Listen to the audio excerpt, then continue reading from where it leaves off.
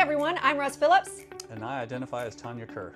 And we are with the T. Kerr Property Group Russ Phillips team. So for this month's update, we're going to walk you through what we're seeing in the selling environment across Williamson County and of course Travis County, and more importantly, what the data actually means if you're thinking about selling your home or if you're currently on the market.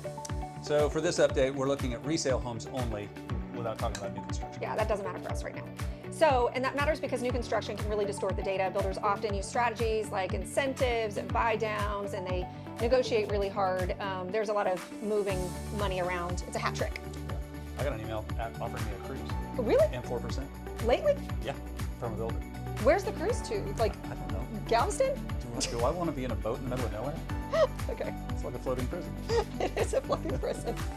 I don't like cruises. So when we remove new construction, we get a cleaner view of the market in the resale environment where your home is competing. And the biggest theme we're seeing right now is this. Buyers are still active, Okay. but they are disciplined. Yeah, let's talk about that. What does that mean? Well, I'll tell you the best analogy I've heard. What? We don't have buyers, we have buzzards. Oh my gosh, that's good. They're circling. They're just circling. So they're still touring homes and they're still writing contracts, still watching the market closely, but they're also comparing every option carefully. And affordability is still a major factor, and they're pushing back when they feel like something is priced over market. That's right. So homes are selling, but pricing, presentation, condition, location, and strategy are playing a really big role. And this is a more aggressive market. Buyers are more aggressive and sellers have to respond to that. So let's talk about how we can address that for sellers. Number one thing, besides condition and obviously making your house not have any obvious reasons not to buy it, like right. we're walking through, but price it strategically. Even though I would say we're in something of a buyer's market, we're still seeing some multiple offers at times. Yeah. And so what does pricing accurately do? It creates a sense of urgency, and it makes buyers not just linger and feel like they've got all day. And I've seen that recently with some price reductions where activity went from nothing to a lot. In fact, I got an offer this morning on one like that. Yeah. So sellers, don't just be hopeless. If you price correctly and all the other things are in place, then you may even get multiple offers or sell quickly. And I will tack onto that, that we also need to make sure that we bulletproof the transaction. And part of that means getting ahead of all of the repairs that might need to be done. Right. If you have not been maintaining your property, it is time to get all the maintenance done before going on the market, because when it falls apart, you become more vulnerable. Well, and this is something sellers should actually give some thought to. I actually like the idea of a pre-inspection. Yeah. Now, a lot of sellers are like, that's a buyer expense. You're right, but what happens is, even under normal markets, we agree to a price, and then sometimes the sellers are like, but at that price, I'm not fixing anything. But you know what? If you have a pre-inspection, what happens is you negotiate all the stuff you weren't willing to fix on the front end. If you don't, what happens is you agree to a price, so you feel beat up already, and then they come in with an inspection, hey, we want this, this, and this, and this. And then they're like, oh, you would have to disclose this to the next buyer if we terminate, and you might as well just move forward. So, and actually that's not true anymore. There's a change in code, but yes. A pre-inspection helps you negotiate from a position of strength. Yeah. Because you're dealing with all of it up front. So if we have a pre-inspection, you can go, hey, you know what? Everybody's going to ask you to fix this electrical thing because it's safety, right? But you knock that out, and then it should go way smoother when you're under contract. Exactly. The price tends to remain the price. You can stand more firm in your pricing when all the other stuff is taken care of versus now having to be on your heels. So statewide, showing activity gives us some helpful context as to what's happening. So according to Showing Time, Texas showing activity was up 3.9% year over year for the week of June 15th and 26th. But I will say that I watch our showing activity for every listing that we have. We usually hold somewhere around 50 listings, and so I watch showing activity. I can tell you locally, it's down in June. And honestly, like when people ask us how the market is or showing activity, folks, please understand the average agent does not have 50 listings. So our answer is not anecdotal; it's more trend oriented, right? If you had the typical realtor does 4 deals in a year, so maybe 2 of those are listings and 2 buyers. You ask them, well, how's showing activity? Yeah, that's anecdotal, but we're seeing the big picture. Yeah, I'm able to look at it and say, okay, we can see a dip. For example, at the end of May, we saw a dip in showings. It picked up in the first 2 weeks of June. Now it's dipping back down, and I expect that in July we will see an influx of showings. So we'll see. Hope so. Got some good stuff coming. Yeah. Local market conditions can still feel uneven. Some listings are getting solid traffic, some strong feedback, others are sitting longer than expected, and many sellers feel like that's frustrating because the market's not always behaving like the traditional time of year expectations. Right. So that's why we are watching the data closely, and not just on the county level, but also price point neighborhood, the condition, the direct competition. So let's start with Williamson County, because there is an interesting data piece in it here that I want to dot that I on.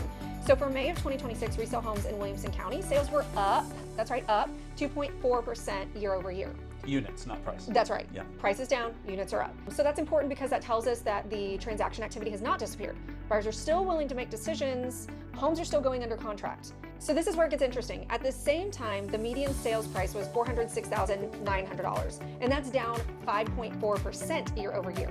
Now the average sales price is down 4.4% year over year in Williamson County. And so the total sales volume is also down because, of course, prices are down, volume's going to be down, unless your units are skyrocketing. So that's down 2.1% year over year. And so the real story in Williamson County is this. More homes are selling, but the prices are lower than they used to be. And that's a key distinction. And there's actually a really great graph that shows the median sales price by month for the last 3 years. And what you see is that in May, it is not rebounding like it normally does. So you normally see how the sales price will go up. And right now, we have not caught up in Williamson County. So the market is still active. Yep. People are still buying. Yep. What are they buying? Okay, in a generic sense, they're buying value. That's right. So let's talk about what that means. Value could be a unique feature set, a view, waterfront, super awesome kitchen, 1 acre plus custom lot, that doesn't come available much. For a lot of people, value is price. Hey, that's a screaming deal. That's right. I'll let you in on a little trade secret. When we have open houses, the first weekend a listing is launched, we do them for only 2 hours because we want buyers to see other buyers in there. So buyers are still active, but again, the onus is on sellers to price competitively and bring the value. Don't let somebody walk to your house and go, oh, well, I'd have to this, I'd have to fix that, I'd have to change that. Yeah. The best thing I did, I just sold my rent house, and the best thing I did was I remodeled it. Yeah. Made the whole transaction super smooth. Yeah, the condition, a great agent will tell you absolutely not, we're not going on the market without being in great condition, because they know that if you do, you're going to get beat up and you'll lose more money than just fixing that thing on the front end. So. Some things we do to increase value, some things we do to sell faster, and some things we do to make sure we do sell. Yeah, and hold value, yeah. I think an important distinction, and we've had this talk before, is that buyers, yes, they look at the price point, the sales price, but they're also really looking at that monthly payment. I talked to a buyer yesterday that said, okay, I think I can buy within this range. It was like a $100,000 range.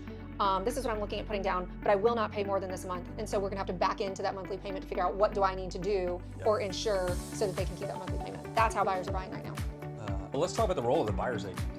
Recently, I was listening to a title person talk, and she said normally about 85 to 90% of the contracts that come in close. She said right now that number's down to in the 65 percentile range. Yep. A lot of contracts are terminating. And she said the reason why, the biggest thing that I see repeating itself over and over again is the buyer agent did not prep the buyer. Yep. So the payment, once you lock your interest rate, the payment doesn't change. She said that she's seeing things blow up 3 days before closing when the buyer goes, oh my gosh, look at this payment. Yeah, yeah. So a lender and a buyer's agent should work hand in hand to prep that buyer so they know what they're buying. yes, and who you work with matters. Let's talk about days on market. The days on market numbers also tell us something important. In Williamson County, the median days on market was 26, while the average days on market was 50. Tanya, tell me why that gap matters. Yeah, it matters because the median tells us that many homes are still selling at a reasonable time frame, but the average is telling us that there's another group of homes that are sitting longer and pulling that number up.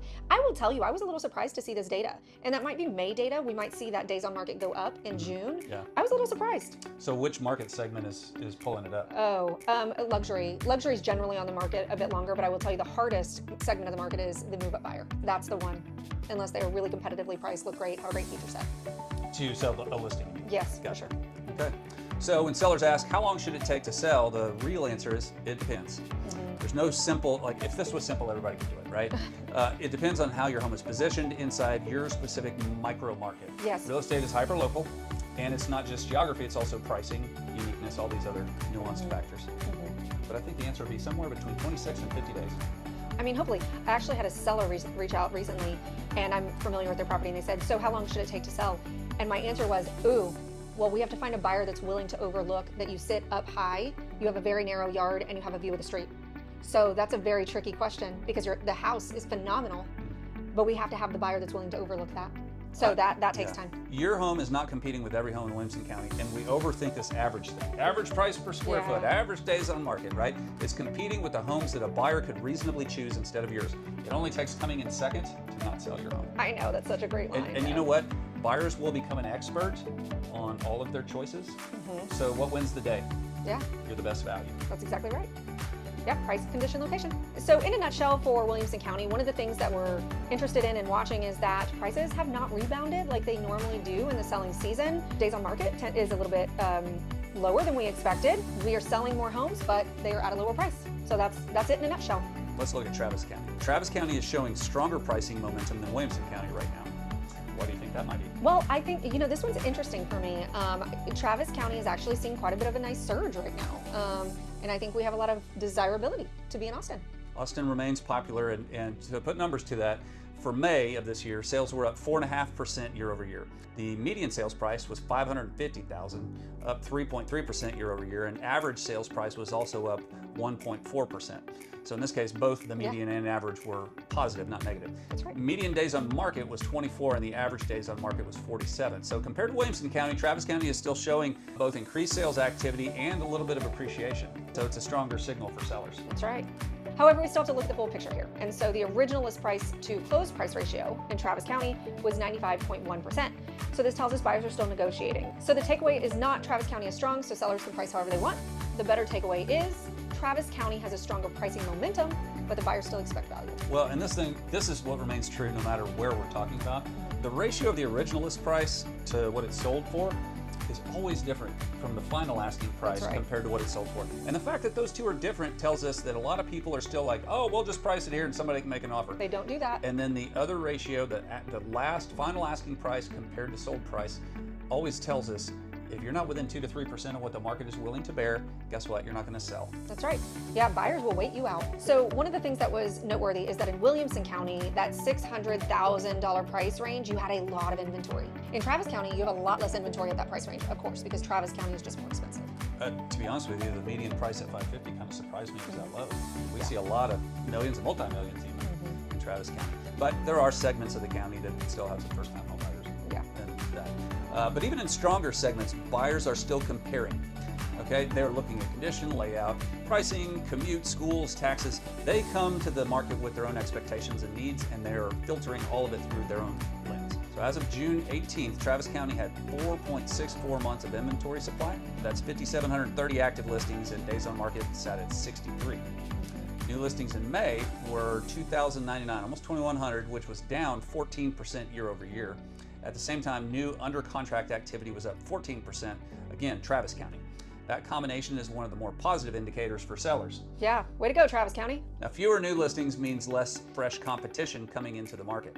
More under contract activity means buyers are moving forward. Honestly, I talk to title companies all the time. Hey, what are you seeing? Has it picked up? Yeah. Honestly, it's been somewhat of an ebb and flow with contracts. It has. I spoke to one of our favorite lenders the other day, and I asked her how are mortgage applications looking, and she said, hey, they're up, buyers are coming back. So that usually means in 30 to 90 days, but they're coming back. So when supply slows and contract activity improves, that helps support pricing, which is exactly what you've seen, especially for homes that were already positioned well. So what does this mean for sellers, Russ? I'll tell you what it means. In 2025, being a listing agent felt like, oh my gosh, even if Dolly Parton was a listing agent, she would be flat busted. All kidding aside, in 2026, what it means is we're in a market that requires precision. This is not a market where sellers should panic. It is also not a market where sellers should ignore the data. Again, we don't get to make the market, we interpret the market. Yeah, the best strategy is to watch the market in real time and to respond with the feedback and what buyers are actually saying and doing. And if you hire someone that you trust their judgment too. If they tell you, hey, the market is saying this by activity, lack of activity, whatever feedback, do what they're telling you to do. Because a great agent knows how to get a property sold. So might not be what you want to hear. Let's make a clarifying statement here. Sure, let's do it. This is a market-based reality. Every market does this. If things are not selling, what happens? Yeah. They go on sale. Yeah. Right? You see 20% off sale or buy this car for X, whatever monthly payment. Every business treats it like a business, and often real estate and realtors don't. Yeah. So the reality is, as awesome as your home is, it's still inventory. And buyers are still going to understand what's the best value, however they interpret that.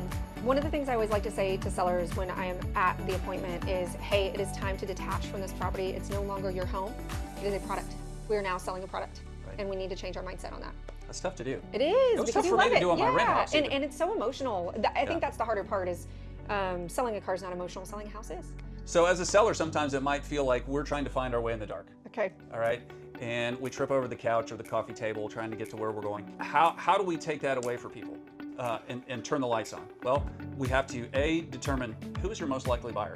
Let's file a missing persons report and decide who is your home most likely going to appeal to, and what are they going to consider most important? Great. Yeah. So for example, I have a gentleman, he's a bachelor about to sell his home. I walked his home and I said, it's very likely that we will have a single female probably buy this home. That's the profile it fits. So what are we doing? Taking down all of his art, because it's very manly art. We are revamping it so that when a female walks through the door, they feel at home. That's the kind of stuff that you have to pay attention to. Yeah, have to take down the taxidermy, unfortunately. No taxidermy, it's more like pop art. So think of it this way.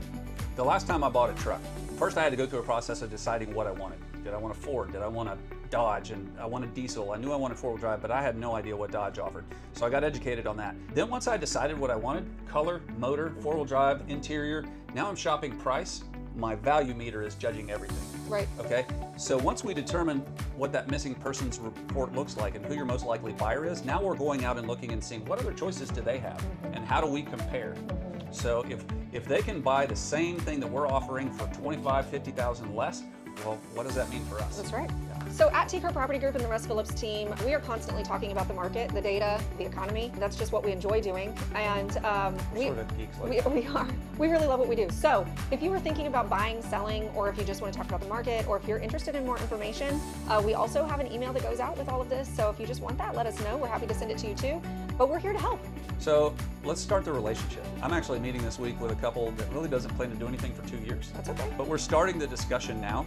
So this will be the education part of the process. They're going to start watching the market and get an idea of value, sort of like I was before I bought that truck, right? Let's have the conversation. We want to be your trusted advisor. We're not going to pressure you, but we will educate you and show you what the market is doing and how it applies to you. Yep, we're here to be of service. So thank you, and we'll see you next month.